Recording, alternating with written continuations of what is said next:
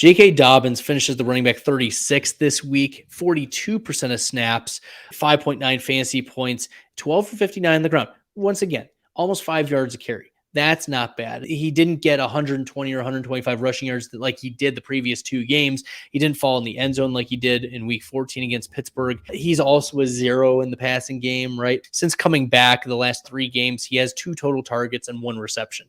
So just Gus Edwards, right? I think that there's more efficiency for J.K. Dobbins. I think that he's the better running back.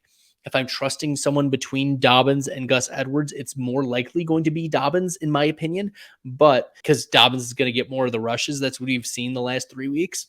It's just a matter of what's Dobbins going to do. In week 17, Dobbins went 15 for 120 and had a rushing touchdown against the Pittsburgh Steelers. He had 1 big breakaway run for about 50, 60 yards. So take that away, and he still has a pretty decent game. But you're looking to get some upside fantasy points against Pittsburgh and to knock Pittsburgh out of any playoff possibility contention. That's what you're looking for from Baltimore is these interdivisional games are always a nice rivalry.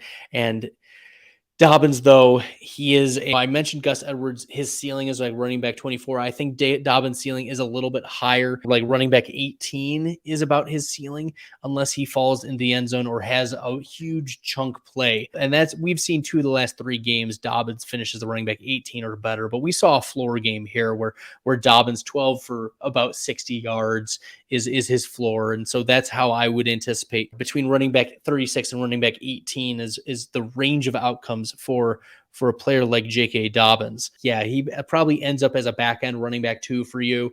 There may be other more upside options. Like I would start Tyler Algier over J.K. Dobbins in week 17. That's because I'm trusting Algier's volume. I'm trusting Algier's efficiency. And I'm trusting that the Falcons are willing to give more to this player through not only the ground, but also the passing game. If you like the content, and this is helpful to you, make sure you hit that red subscribe button.